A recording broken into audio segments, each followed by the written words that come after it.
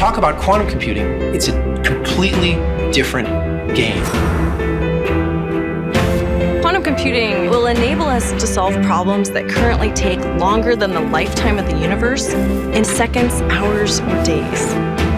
We completely reconceive the space in which we do computation. Quantum computing is like going from crawling to going to a different planet. It's different. It's only natural that we would want to use the world's most powerful device to combat the world's most challenging problems. We can attack global warming. Security. What are the boundaries of machine learning? Fighting diseases. The possibilities of quantum computers are endless. Microsoft has the best and the brightest working on this problem. It's really happening. Progress is very fast. And we're building a quantum computer. What the world wants to know is what happens when we turn the machine on. What problems will be solvable with a computer that computes in a billion parallel universes at the same time? Wow, what a time to be in technology. Welcome to quantum computing. My name is John Azariah. I design Q#, the language for quantum computing from Microsoft. And this is Dr. Julie Love. Together we're going to talk a little bit about what this whole quantum computing thing is about, and hopefully give you a sense of wonder and inspiration going forward. Thank you. Hi, I'm Julie Love. I'm one of the business leaders for quantum at Microsoft, and I also have a PhD in quantum physics, so it's awesome to be here with you today. So as we think about quantum, it really represents a total paradigm shift for computing. We can try out on a single piece of hardware all computational paths at once, leading to breakthroughs in all sorts of fields, in environmental problems, energy, healthcare, smart materials, and more. And to do this, we need to do two really hard things. The first is that we need to build an extraordinary piece of hardware that harnesses the power of quantum physics, these magical properties like superposition and entanglement. Next, we need to learn how to program these machines in a dramatically different way, in a way that lets us hear the right answer from all of these computational paths. And at Microsoft, we have a plan to do this, and that's what you're going to hear about from us today. And here at Microsoft, we're focused on the real prize, the real problem, which is solving and helping our customers solve the world's unsolvable problems. But we can only do that if we have technology that scales not just to hundreds or thousands, but maybe millions or billions of qubits. If you think about the journey that we've been on with transistors for the past 50, 60 years, we went from having room-sized computers in the 60s with 13,000 transistors to something like today with our Xbox has 5 billion transistors. And this is no longer considered innovative. This is the expectation. And quantum needs to take the same journey. So you're going to hear about our plans for the quantum computer and how it's architected for scale from day one. So this is Microsoft's strategy for building a quantum computer. I think about it in terms of 3 big pillars. The first is that we're building a comprehensive solution. This requires revolutionary quantum hardware, but it's not just the quantum hardware that's required to build this scalable solution. We do, as you'll see throughout the presentation, in order to maintain the quantum information, we need to put our quantum hardware in an extreme cryogenic environment. So it's this new cryogenic systems, it's classical control systems, it's new runtimes, it's new algorithms, it's new software. And of course, this will all be integrated seamlessly within Azure. Of course, the qubits themselves, the quantum hardware, is critically important. And that leads to my second pillar. It's this, what we call the revolutionary topological approach. This allows us to do computations longer, more efficiently, and with fewer errors. So with these quantum bits, it's really, the error rate really matters. The rate at which, so when they interact with the environment can measure the quantum state, and it destroys the quantum information. And so we have to keep it isolated from the environment. And at Microsoft, we're taking a really different bet on the quantum bits itself, where we encode the information into the material itself, making it much more immune to these errors from the environment. And I think about the qubit itself. The analogy that I like to use is building materials. So you can build a house out of bricks and 2x4s, but those aren't the materials that we use to build a skyscraper. We build skyscrapers out of concrete and steel. Why? Because they scale. And so you think about building a skyscraper, and if you were to use bricks, you have this problem of mortaring it all up and making it tall and immune to environmental effects, winds, earthquakes, but then just the logistics of getting the bricks and storing them and transporting them. And so it's critical that if you're building a solution for scale, you have to have the fundamental building block that scales. So think of our qubits as being made out of steel. And the third pillar is really what makes this all possible. It's about making bold investments in a global team. This is happening at the highest strategic levels of the company. If anyone in this room has read Satya's book, our CEO published a book in the fall called Hit Refresh. And in it, he talked about 3 technologies that are coming beyond the cloud. And he talked about augmented reality, artificial intelligence, and quantum. So we're making bold investments in this space, and we're doing it with a global team. So think about this comprehensive solution and this topological approach to the qubit, brand new physics. We need a really dynamic, diverse set of people, talent, to build this. And we knew that we wouldn't find of all of those people here in Redmond, so we've built this global team, which you'll hear more about. And so now I'm going to hand it back over to John, and he's going to tell us kind of why quantum? Why do we need these powerful machines? Thank you. So, a small homework problem for you. That number is comprised of 2 prime numbers, and it'd be very, very cool if you could go off and figure out what those were. If you did this a little while ago, that solution would have netted you $700,000. No takers? I guess not. It's probably a good thing that it's hard to solve that problem, because the world's economy is based on RSA at the moment. And computationally difficult problems are what the current approach for encryption is, right?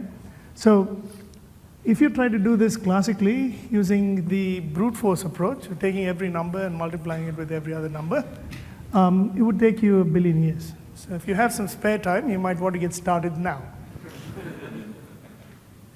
But this turns out to be one interesting problem that is actually trivially easy, at least theoretically, with the quantum approach. So in 1994, a professor from MIT, Peter Shor, came up with an algorithm for factoring numbers using some of the quantum phenomena that are available. And the current estimate we have, when we have enough qubits, is that that should actually theoretically take only about 1.5 minutes, give or take, right? This might excite a lot of people just yet, but hold your horses, don't go on shorting Bitcoin and all that right now. That's a difficult problem. The point I'm trying to make is that if you think about the 2048-bit problem and you used 2003's technology, you'd require more than 1 billion years with a cluster of machines to solve that problem. 2018, you'd improve it to the point where it's 1 billion years, but if you look at that graph, it's actually an exponential graph that's moving slowly to the right. And there are limitations, as we're going to find, with how we can use classical computation. And the limitations are going to follow that curve.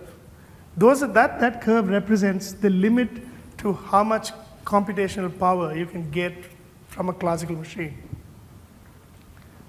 What we want to do is change the curve completely. And for certain problems, we can. As it turns out, for the problem that I just showed you, factoring those two numbers, with a 1 megahertz quantum computer, it'll probably take you a day. With a 1 gigahertz one, it'll probably take you a minute and a half. This kind of leap in the way in which we are trying to break the limits of computing capability is really what quantum computing is for.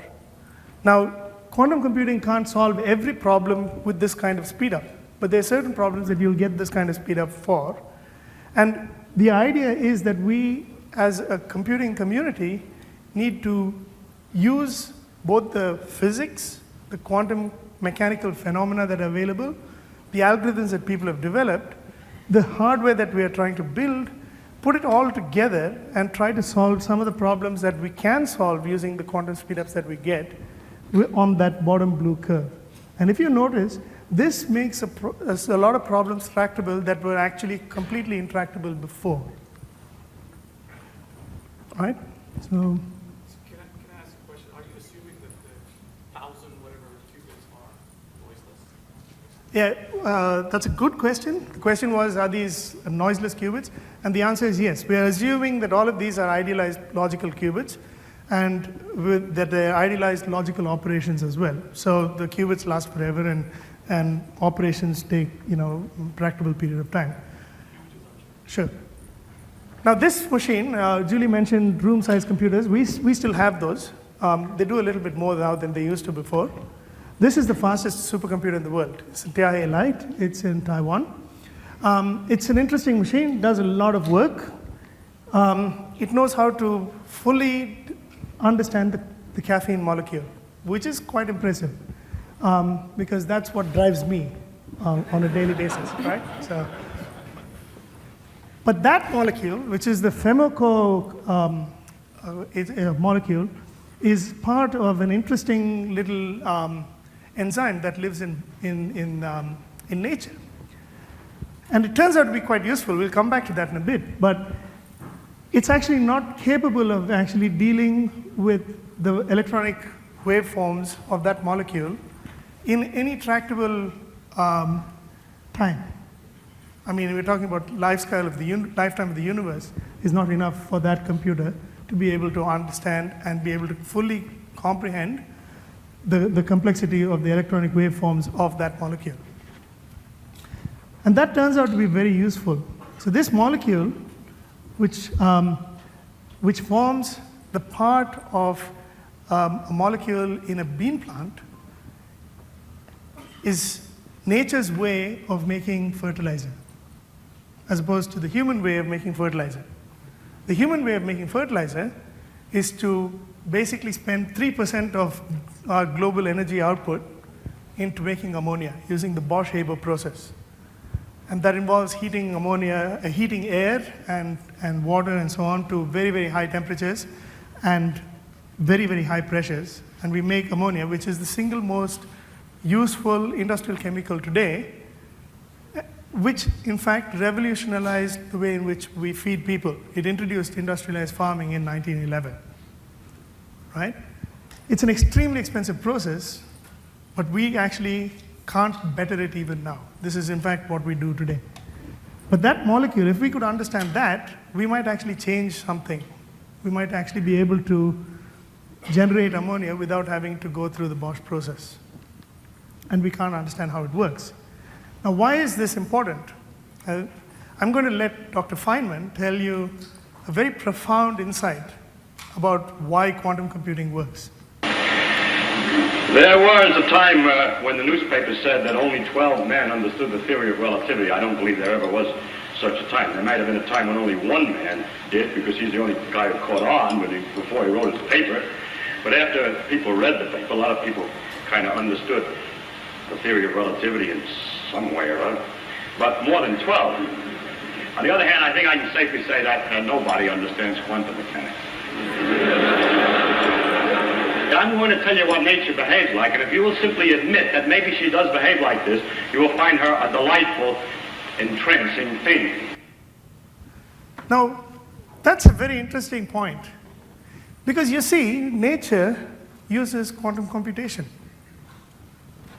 What actually happens in the chemical process, for example, when you use photosynthesis, is a fairly complex interaction of electronic waveforms.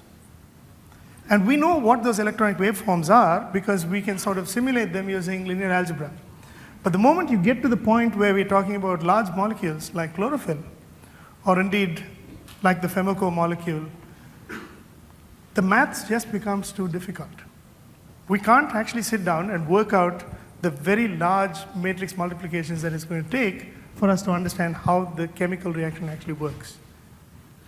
Now, the key insight is this. The chemical reaction is already taking place. It is, in fact, equivalent to this large matrix multiplication that we want to solve. So instead of trying to solve the problem by hand, why can't we flip it around and make the chemical reaction the computation for us? So by treating nature as the computational device and trying to find a way in which we can express the problem in terms of the way in which the chemical reaction works, we can get the quantum devices that are already present in nature, the quantum mechanics of nature, to do the computation for us, to do the difficult computing for us. And in fact, that is the principle behind which we want to build the quantum computer. That's in fact the principle behind which quantum computers are built. Now, this picture comes back to that Femoco molecule that I showed you. You see that nitrogen fixation thing is actually a very, very old process. If you asked farmers from 50 or 100 years ago, they would tell you that rather than put ammonia or urea all over the place, you could just rotate crops. You could plant beans in your field, and that would automatically refertilize the ground. How does that work? Well, in the nodule of the bean plant, in the root of the bean plant, there are some nodules. They're not actually part of the bean plant. They're just nodules that sit on top of the root of the bean plant. And in those nodules, there is a bacterium called Nitrosomas bacter. And it uses an enzyme called nitrogenase. And nitrogenase acts as a chemical knife and breaks the nitrogen-nitrogen bond that you find in the atmosphere and converts nitrogen from the atmosphere and hydrogen from water into ammonia that's in the ground and fixes the nitrogen into the ground. This is happening at room temperature and at atmospheric pressure. So the impact of having the ability for us to understand how that is done so that we can replicate it without having to use the expensive Bosch process would have profound impacts on our economy. It would have profound impacts on the way in which we as a human species interact with the planet. And now we come back to TR Light, the fastest supercomputer that we can build, and it can't understand the molecule. The molecule is there, it's doing its thing. Nobody told the bean plant that the computation that it's doing is too difficult for us to simulate. But it's doing that. So the trick is to actually be able to use the quantum machine to simulate the natural process so that we understand it better and then be able to come up with a different solution that's based on it. The same thing happens with carbon capture in chlorophyll. The same thing happens with material science. The ability for us to possibly bring a room temperature superconductor that would revolutionize the way in which we transmit energy. Or in fact, using this awesome power of quantum computing to do machine learning. So the scope of the problem that we're trying to solve is phenomenal. It's deeply profound. And what should blow your mind is that each of those problems doesn't require the 5,000 qubits that you need to break RSA. You could get to that with 1/10 of the number of qubits. So while everybody talks about the impact of quantum computing in terms of global economy, I wager that you will get here first and have a much more profound positive impact on the way in which we live and the way in which we interact with the planet before we get to the point where we start destabilizing the economy. Obviously now, This model of thinking is quite different and builds on different building blocks. The building blocks are, of course, quantum mechanics, and Julie is going to talk about that.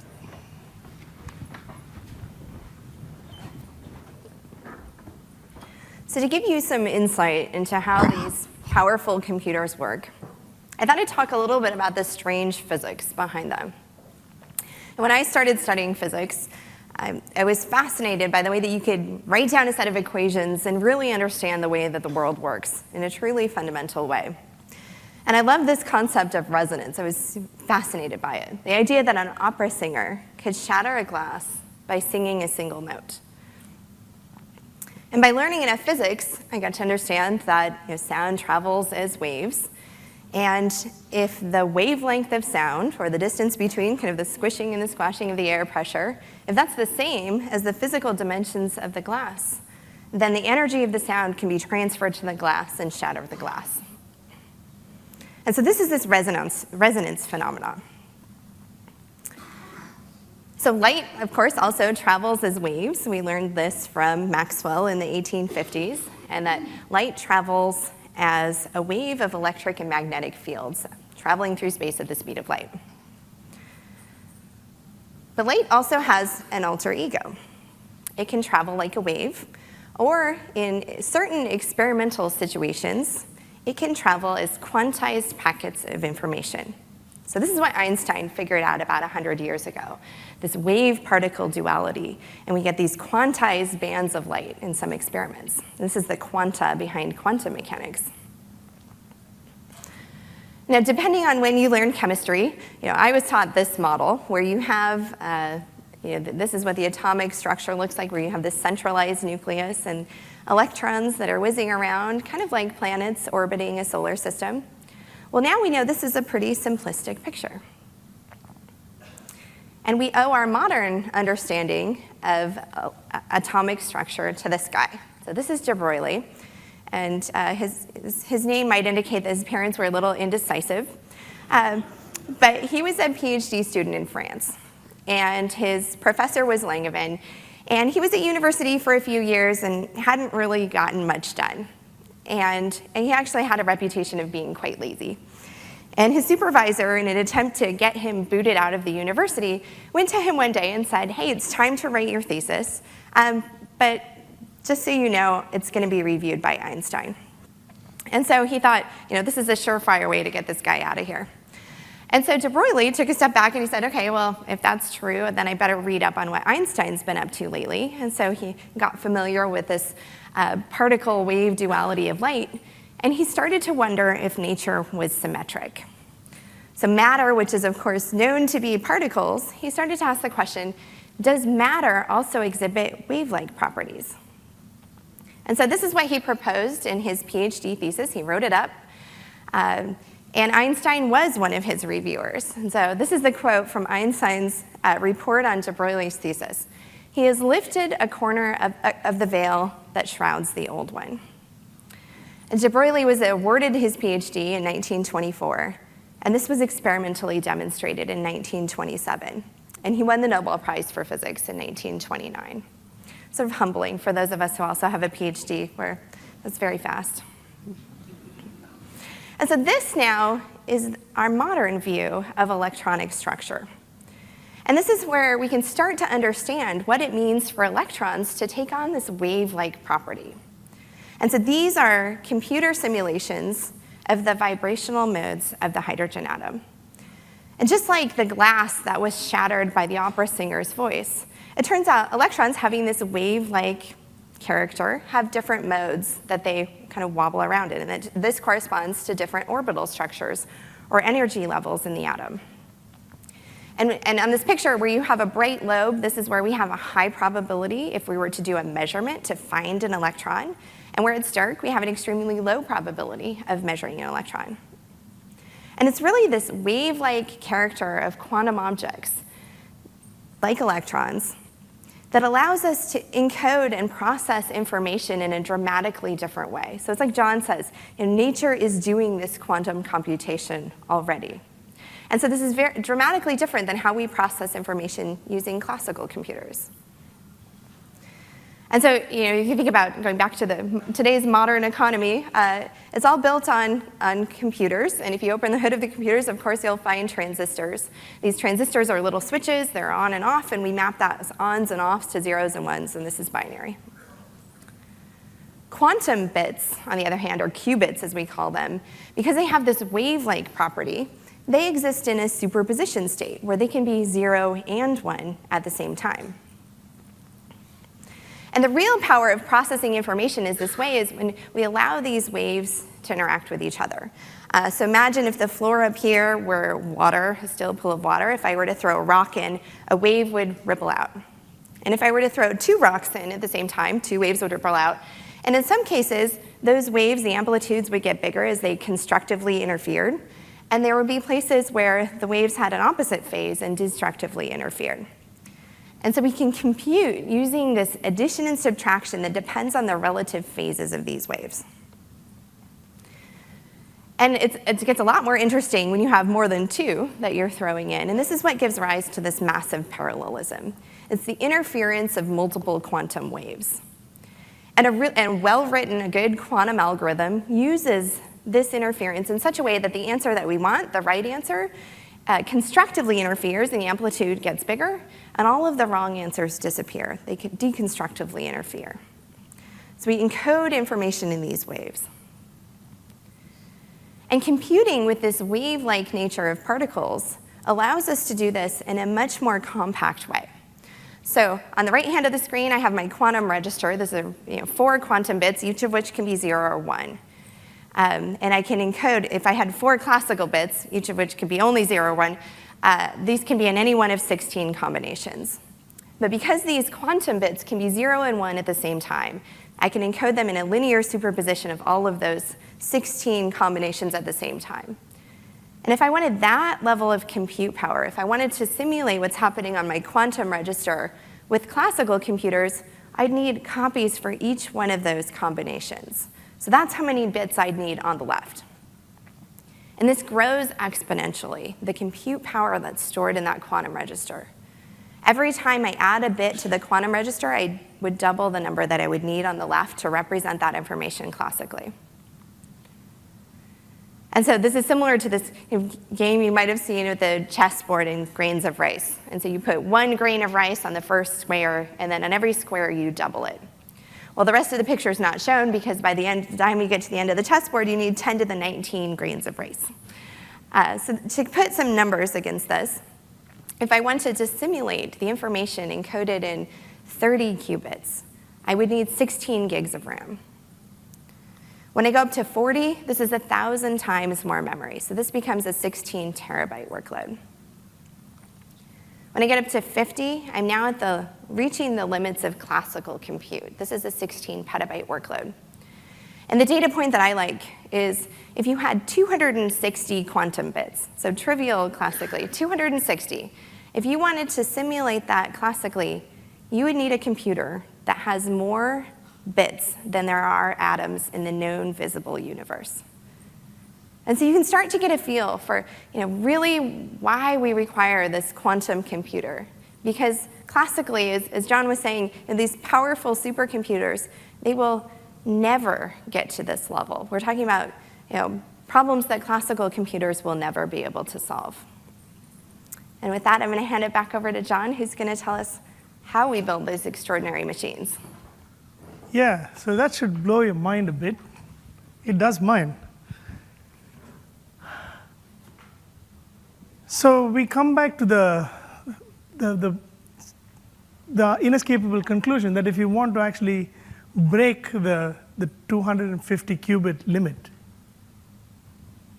you have to basically do things differently. When we started with valves and moved on to transistors, they gave us orders of magnitude in terms of miniaturization, power saving, and so on and so forth, to the point where we have supercomputers in our pockets with our phones. Now we're talking about stuff that is provably beyond the capability of any classical machine that we can build. And so we need to actually lean on different techniques and different technologies. The good thing about it is that we actually know the physics. The physics isn't, we know the physics. The physics is straightforward. We know the maths. The maths is kind of straightforward, right? We can observe phenomena that are not straightforward. We can't really explain entanglement, but we've seen it, and we can depend on it. We can measure it. These are things that are observable and predictable, and this is probably the most famously replicated experiment in modern physics. Nobody understands how it works, but we know what the properties of it are. And now it's time for us to actually exploit these phenomena, exploit these behaviors to give us that kind of improvement that we want.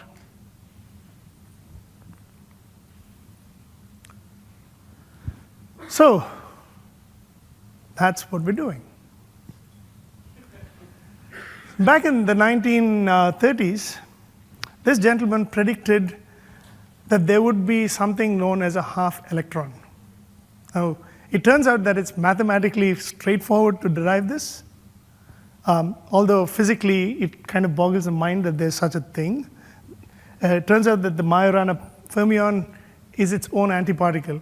So think about a wave that when it meets itself 180 degrees apart, will actually annihilate itself. So it's kind of like that. That interesting particle was only predicted in the 30s. And we had this mathematician come over to Microsoft saying, hey, we can use this to build a quantum computer. And then we had this team go off and actually observe this 6 years ago. And that particle has actually now been seen in the lab. And at breakneck pace, 6 years later, we're actually talking about building a machine with it. So that should give you a sense of the scale at which we're moving to try and build this quantum computer. Now, you might have heard about qubits everywhere, right? IBM's got qubits, and Rigetti's got qubits, and Google's got qubits, and we haven't got a qubit yet. But all qubits are not created equal. The idea that we would actually be hunting for a qubit based on a particle that was only observed 6 years ago borders on the absurd if you don't actually have enormous confidence in the people behind the ones who found the particle and the people who are actually building stuff with it. And the goal that we want is for us to have a very, very high fidelity qubit. So if you look at what we've got with the other qubits, you'll find a large number of qubits with a very high error rate. And the topological qubit that we're shooting for allows us to have qubits that have very low error rate that allows us to scale out.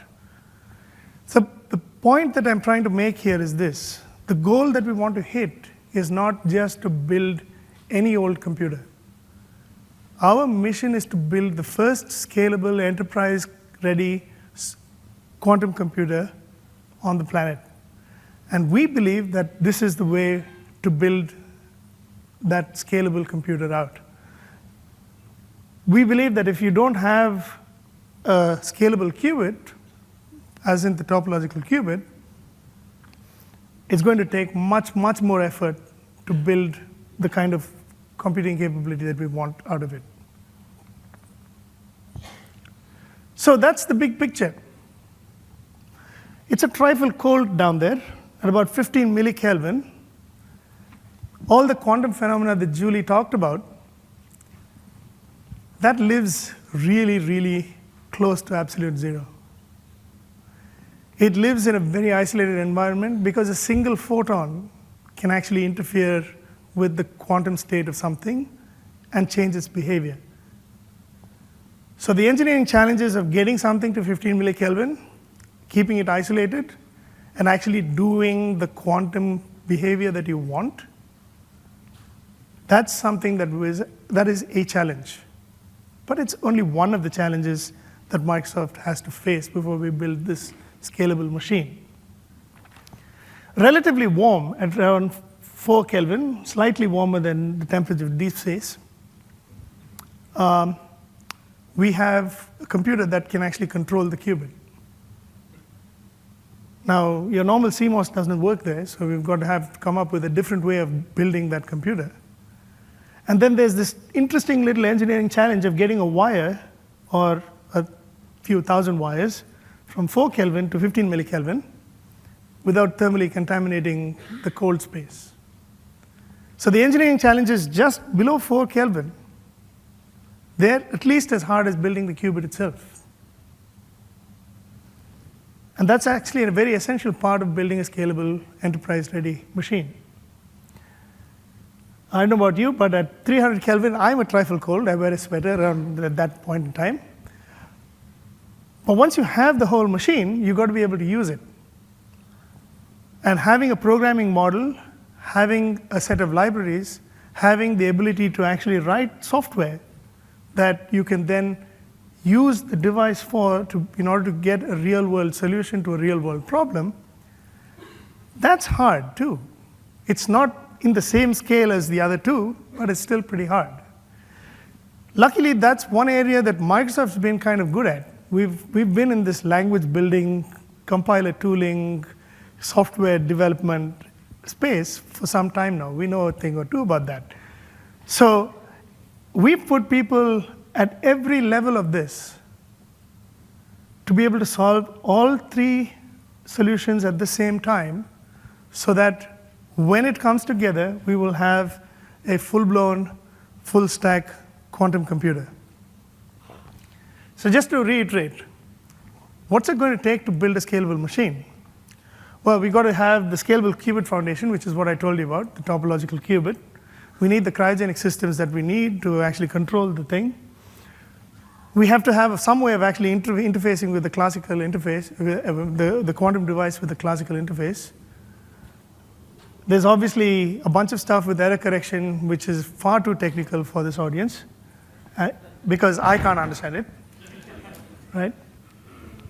The easy bit is the scalable software stack, because I can understand that.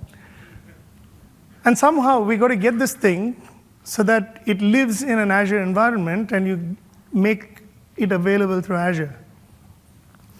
And above all of this, people are still working on the really theoretical problem of what can quantum computing do better than classical computing? How do you make things better?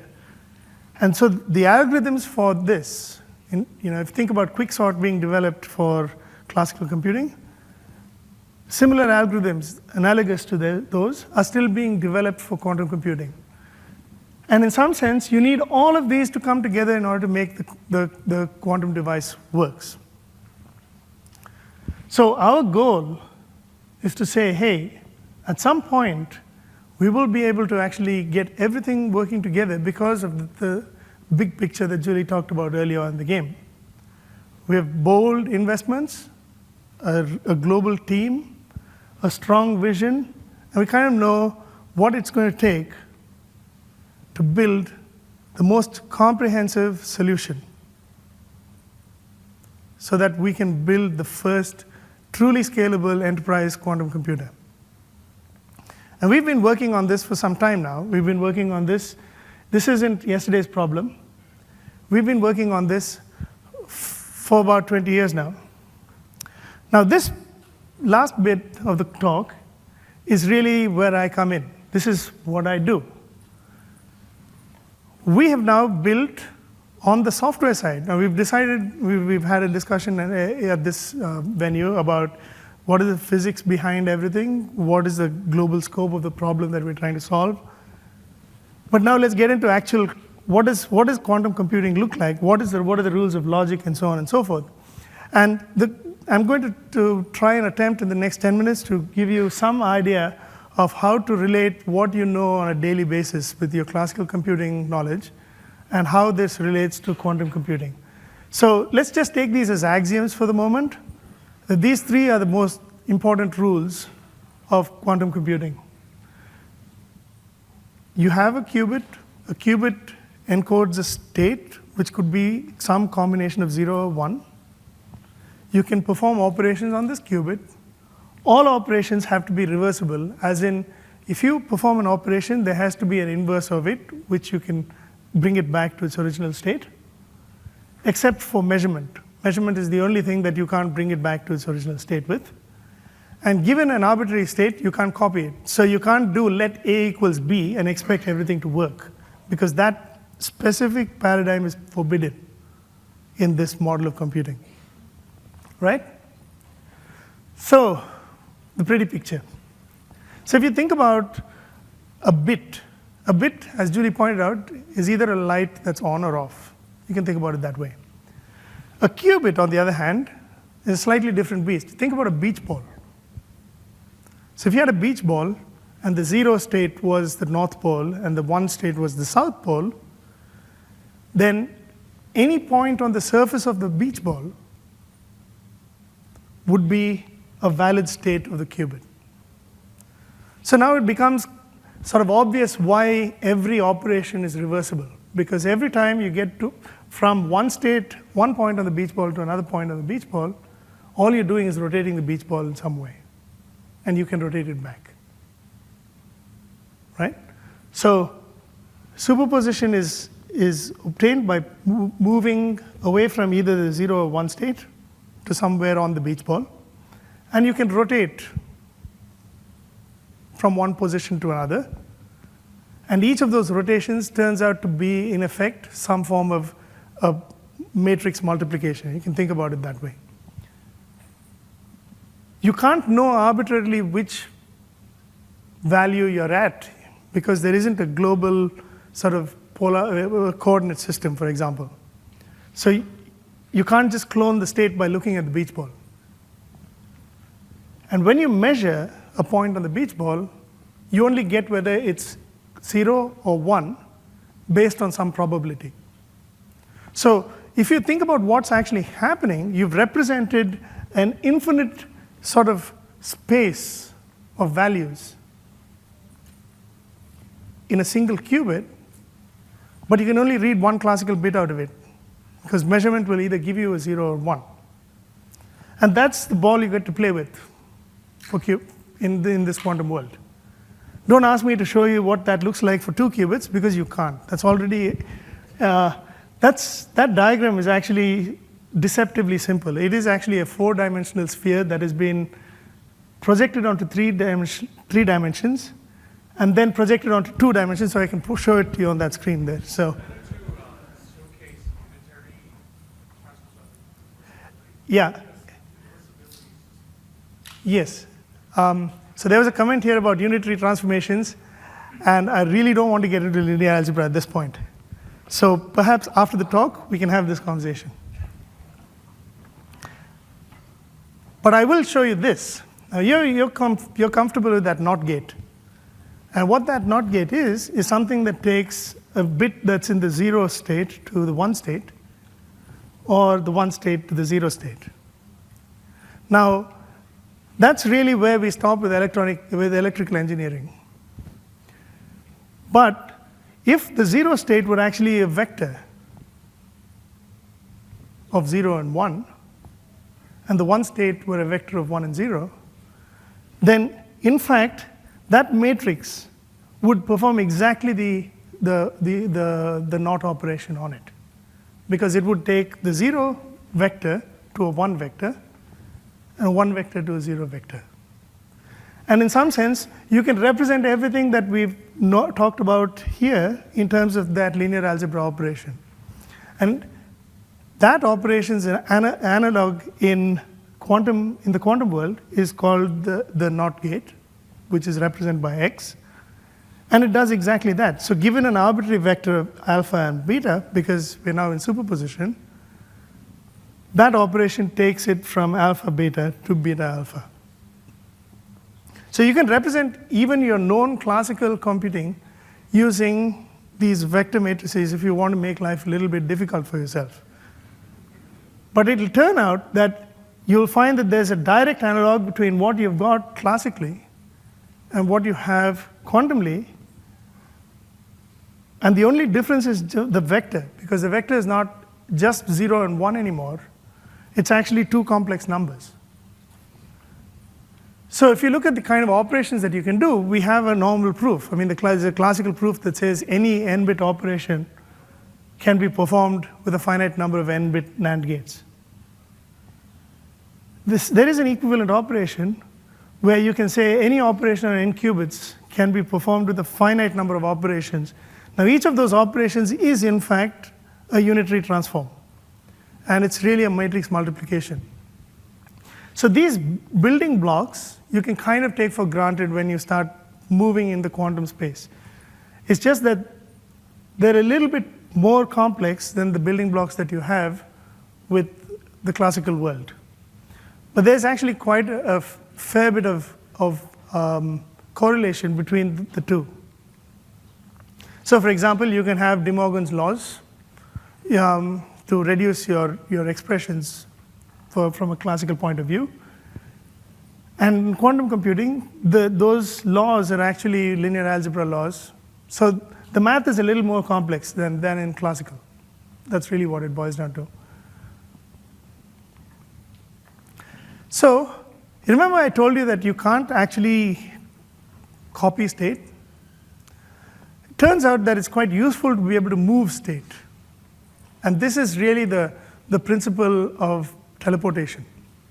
The idea that you can take an arbitrary state that you have on the one side and move it to some other qubit. So if you have an arbitrary state, if you have a qubit in one state, you can make another qubit in the same state.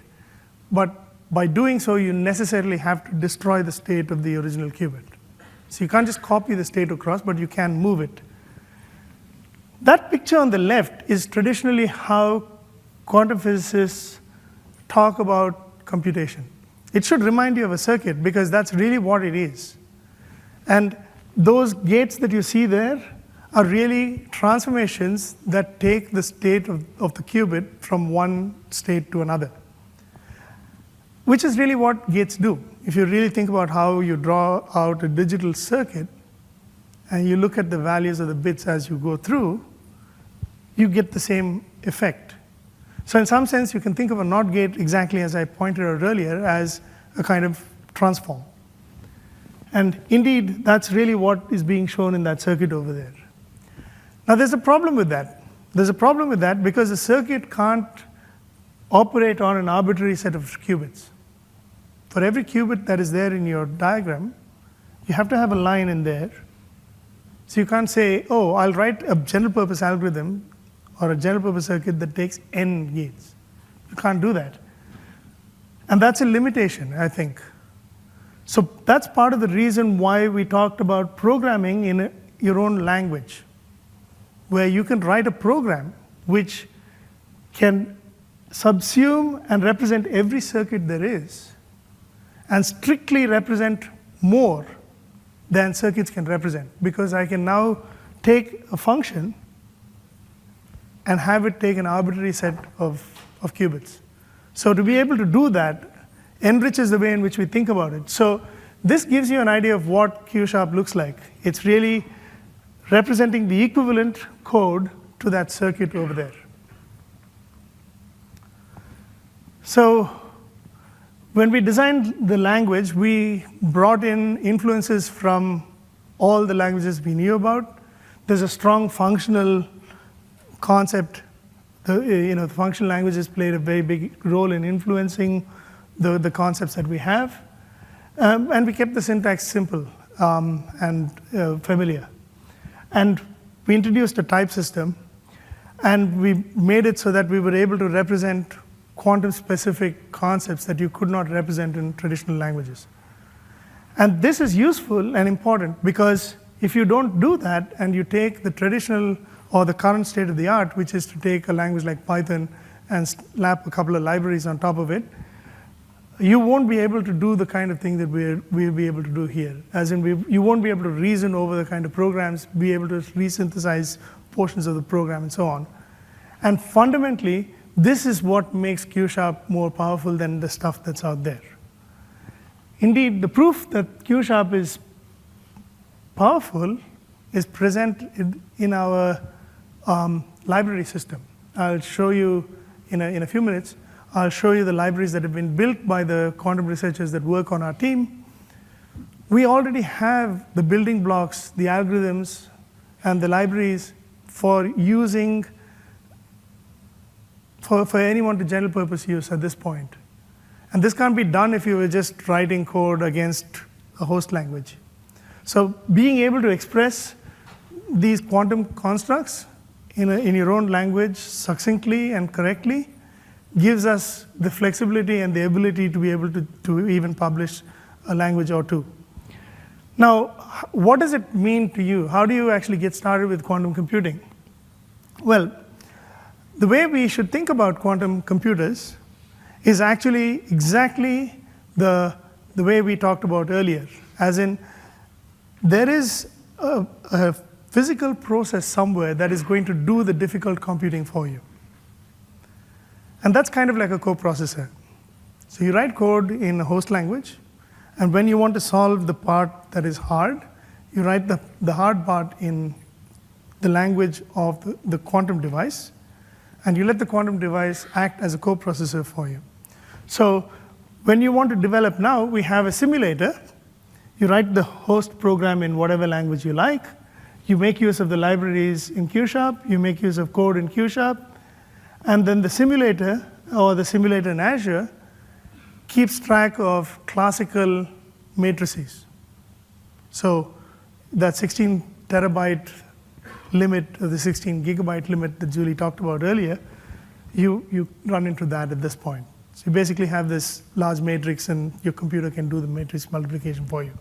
So you have a limited number of qubits that you can actually simulate. Of course, once you get the quantum hardware, it's going to give you a lot more in terms of what it can do. And it's not going to store simulated values. It's going to store stuff in the natural physical state. And you don't get to see that physical state, but it's storing it at infinite precision, and you get a much bigger sort of space that you can work with based on the number of qubits that you have. But if you notice, the stuff that you write here in terms of the host program and the Q# code, that retains its value.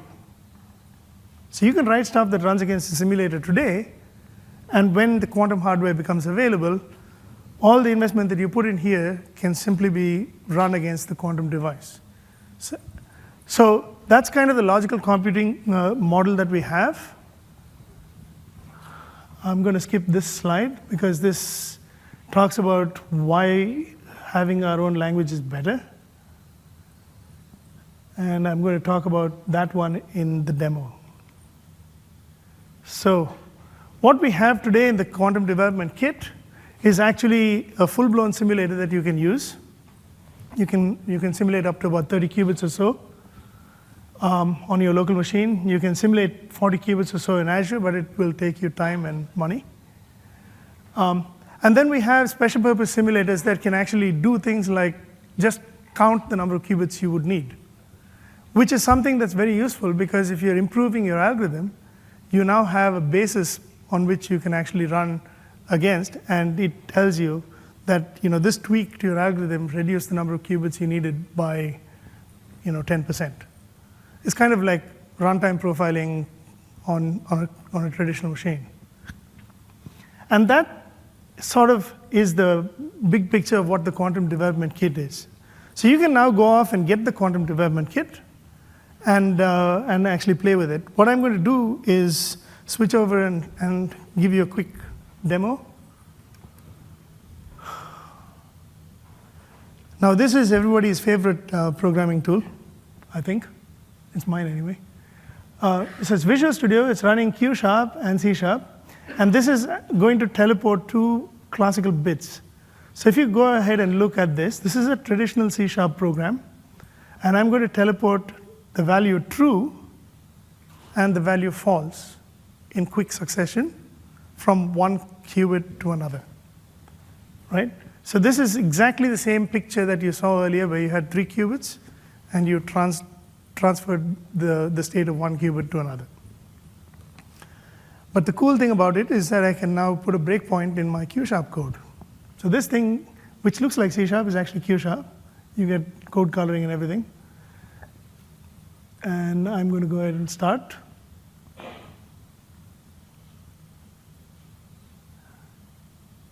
And if you have keen eyesight, you'll notice that the value of flag is true. And that's because I sent in true first at this point. So I'm now actually simulating this code running in Q# against a simulator, and I can step through the code and have it run. So I can go ahead and run that.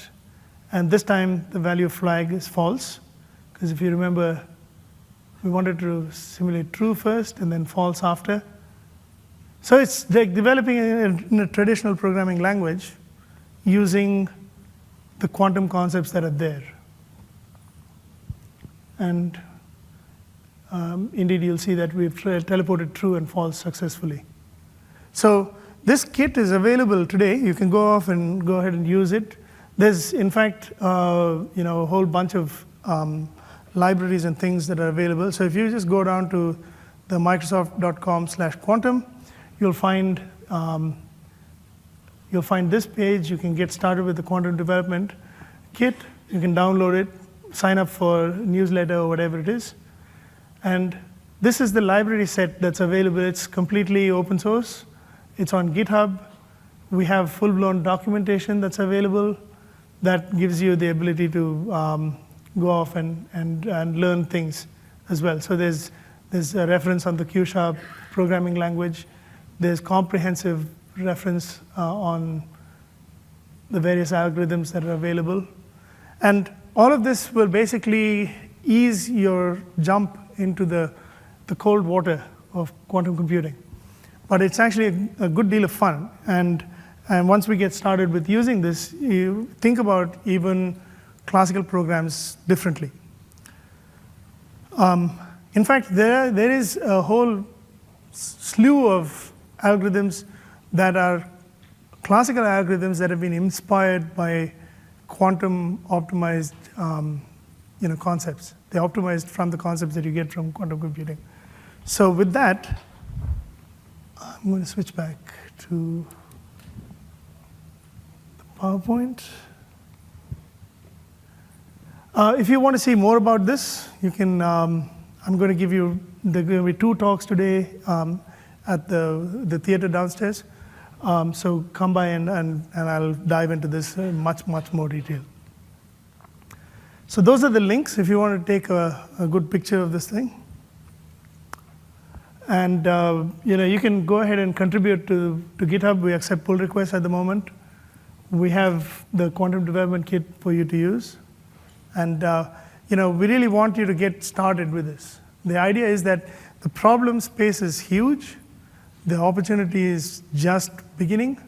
And I think we're at the forefront of having the most exciting development environment that you can start sinking your teeth into and learning to solve problems a different way.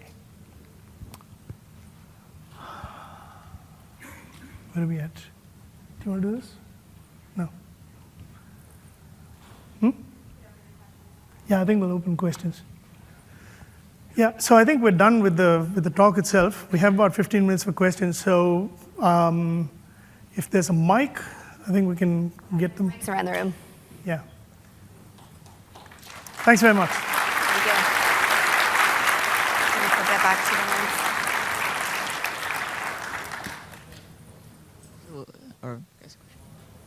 Question? Yeah.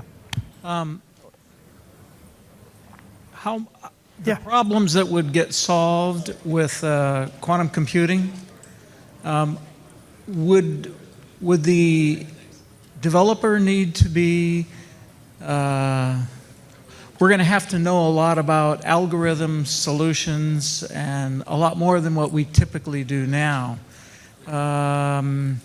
Do we need to go back and get a physics degree? A lot more math? It seems like there's a little bit more than the quantum Q#. It seems like you would need a lot more algorithm background. Comment? Well, I don't have a PhD in physics.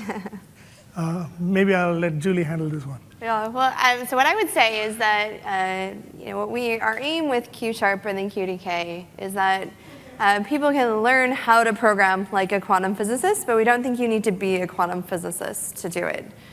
And the idea is that why we've built all of the libraries and how we've architected the code is such that you can program up at a higher level of abstraction. So you're not sitting down there kind of controlling individual gates and doing that, which you can. You can do that in this programming environment. But you can also program at a higher abstraction level using the libraries and call these functions. And so, I think it is about shifting your mindset. And one of our researchers, he had this question of, is quantum computing hard? And he said, well, no, it's just linear algebra. And you just do matrix multiplication. At some point, these matrices get too large, and then you need the quantum computer. And then he said, well, yes, it is hard, because you have to totally abandon your classical worldview. But we'll just skip that part for now. So, you want to add anything? No, I think it's a brilliant question, actually. I think the kind of problems that quantum computers will solve will require people who have understanding of the kind of how to express the problems in the first place. So if you're going to solve a quantum chemistry simulation type problem, you will need some background in the quantum chemistry piece. But if you're going to talk about using algorithms like Shor's algorithm, factoring to do other things, or using machine learning library pieces to do certain things, then it's just the domain that you need to understand. And there's probably a bit there that talks about how the domain translates into the quantum building blocks that you'll need to solve the problem in that domain. So it's certainly not going to come for free, but it's certainly not, I don't believe that it's something that's going to require you to understand both the domain and the quantum mechanics in order to make it work. So the joke is now that you only need one PhD to do something, not two. So, yeah. Okay. So my question is, when you showed the sample code for Q#, it seemed like there was a lot of manipulating individual gates. Does Q# already have more levels of abstraction, and where do you see this abstraction in the future? That's a brilliant question. Yes. So the question is, do we have? Well, I don't need to repeat the question. You've heard it. So yes, that's where the libraries come in. We have basically higher levels of abstraction and more complex algorithms that you can actually use as building blocks that you can basically just run with a large number of qubits in a register, for example. So that's already there. There are examples in the libraries. Go ahead and look at those. But for a demo, especially for someone who is only beginning to do quantum programming like myself, having just the teleport, you need to have those are single gate operations. So you're going to need those. Yeah. Next. There was a mathematician out of Hebrew University, I think, and I thought it was last year. He claimed that he had proved that the noise on a quantum computer goes up so much more rapidly than the number of bits that you really couldn't build a useful quantum computer. In other words, you couldn't build one with more qubits than could be simulated in a supercomputer. Like, I think IBM just announced they simulated 56 bits. Something like this. I'm just curious if you guys have heard of this. I'm sorry, I can't remember the mathematician's name, but if you had an answer for this. Kilgalai? Kilgalai, is that the Kilgalai? Yeah. So just curious if you guys have had any opinion about that. You're looking at me like I'm crazy, so that's probably. So I haven't read this particular one. It does sound familiar, but the error rate is critical, and I think if you have noisy qubits, the error correction that you have to do scales non-linearly with this error rate, and so that's you're just critical. Introducing more errors as you add more. Exactly, and if you're getting into it and looking at the different quantum systems, a lot of times you'll see the 1 qubit gate. So John talked about 1 qubit gate and 2 qubit gates. It's the 2 qubit gate that's harder, and so that usually has a worse error rate. And then, as you saw in that picture where we showed the inside of one of these cryostats, these dilution refrigerators. Doing that error correction, that's a huge computational challenge. Right. And so that's why we're building that powerful computer that sits within the fridge, so it doesn't, we call it the fridge, so it doesn't introduce more noise into that. But that's why it's critically important. So if you have something like a 10 to the minus 2 error rate, and the error rate in the quantum computer is the probability in any compute time step that you get an error. If you have a 10 to the minus 2 error rate, the current protocols for error correction say that you need 10,000 physical qubits to have a logical qubit that could solve something like this FOMOCO. Right.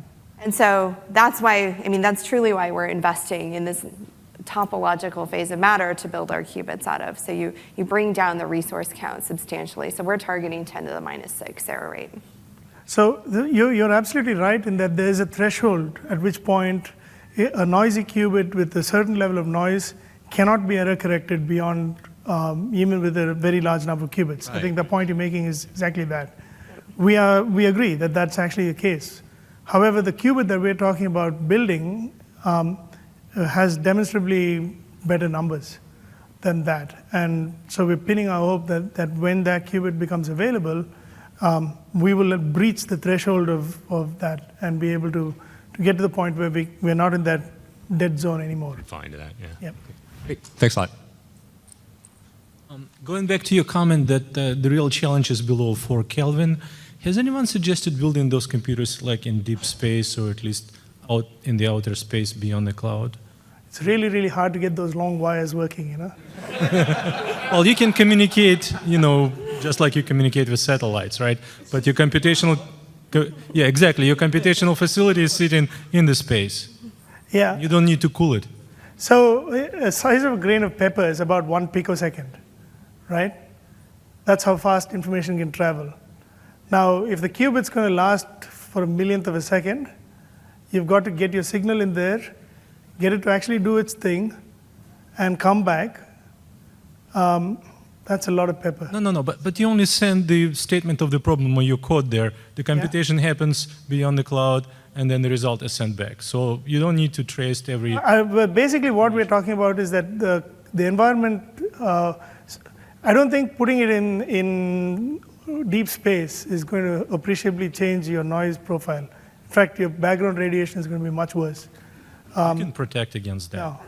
Well, and the classical computer that we're building inside sits a little bit warmer than deep space, but our quantum hardware sits down at 15 millikelvin, so it's 100 times colder than deep space. Yeah. And so that's where we have to worry about keeping everything cold and getting signals in. So the 4 Kelvin stuff is relatively easy to get to. Yeah. But my second part of the question is Microsoft really trying to build the hardware, or you relying on somebody else building it and you're just building the compiler? We're building the hardware. We're building the hardware. Yep. Okay. So I talked about this global team. We have physicists in Copenhagen and Delft that are building the quantum hardware. And we're building everything you saw up in that chart. So right. You saw Charlie talk about it. So Charlie Marcus, who was actually one of the people who spoke in that video, is one of the people who are actually building the thing that runs at 15 millikelvin. Hello. One of your slides, you talked about the libraries in the C#. Now, today there is offer of our language in Visual Studio 2017, where it's possible you install libraries in Visual Studio. But in that case, the search for the packages are in a directory called C1 that is from Microsoft. I would like to know how you work with packages and libraries in the case of C#. Do you have some directory that's property from Microsoft or some directory that is open in that case? Excuse me. So the libraries are in Q#. If I understand your question correctly, you want to know how the libraries will be retargeted against different devices? Yeah, how are you working with these libraries? You install or you search these in some directory? You just install the quantum development kit. It brings the libraries down, or you can get the libraries down from GitHub and just use them. So you can use them as part of your project, basically. Okay, thank you. All right. Hi, so I'm a dumb developer. When I try out F#, I can conceptualize something that's useful and have a goal to strive for. when I installed the Q# package, once I learn the syntax, how do I know what to strive for as a dumb developer with no PhDs? I mean, how do I know I'm actually doing something useful, or how can I get to the point where I can start conceptualizing something that's useful? So this is a really interesting one. So for a very long time, I was probably the only language designer on the planet that wasn't qualified to write a program in the language I designed. Right? So I empathize with your point because I understand what you're saying. Right? I get that. Now, F# is a brilliant language, one of my favorite languages on the planet, almost bar none. But it's a general purpose language. Right? Q# is not a general purpose language. It may be Turing complete, but it's not general purpose. You want to use it to solve problems that basically use quantum concepts.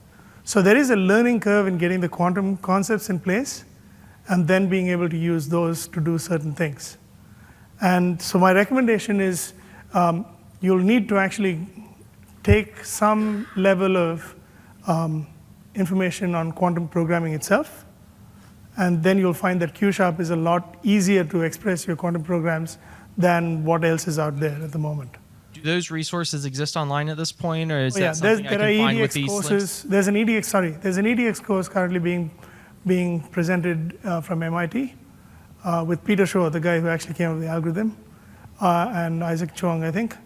And you can take that course. It's actually quite a very useful course to take. And once you start doing the homework, you'll realize that writing the thing down in Q# is actually a lot easier to do than the traditional way of doing it. And we also find, we get feedback from developers all the time that they find actually just the documentation that we've provided within the QDK and Q# is really helpful to go up that learning curve.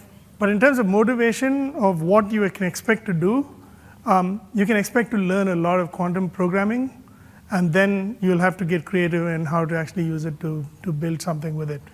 But because it's a domain-specific thing, it's not like you can go off and write Tetris, which is what you can do with F#, right?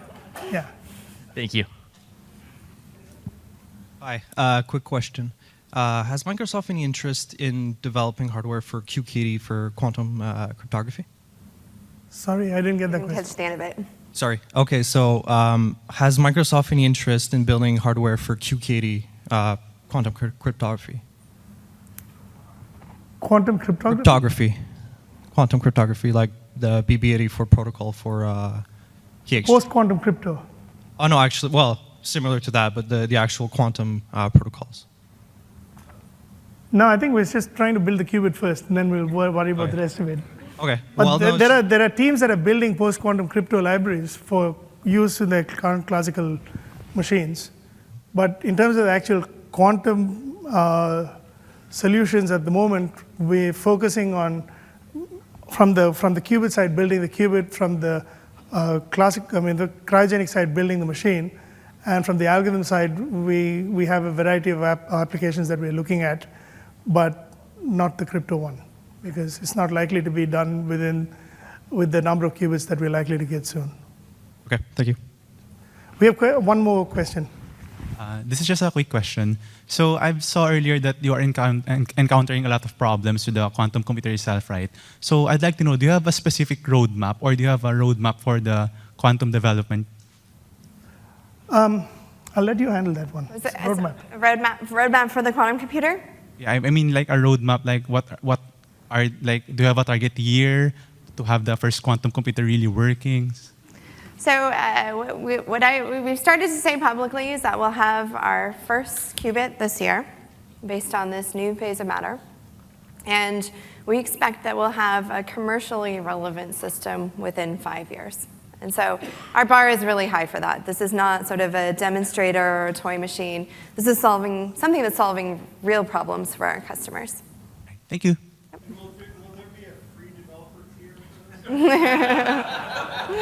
Yes, it's already available. Go download the QDK. One more question. Actually, my question related to the previous one. Quantum approach actually kills all classical cryptography. Discrete algorithm function problem becomes solvable. So what is alternative? I'm sorry, I didn't get the question. What? what is alternative for classical cryptography? What's the alternative? Oh, post-quantum crypto. It's a real thing. It's not fiction. We have post-quantum crypto already. And you don't need a quantum computer to have post-quantum crypto. So we've been working with the National Institute of Standards and Technology to develop new protocols, and they're actually available today that you can get started with. Thank you. Well, thank you very much. Thank you. Yes.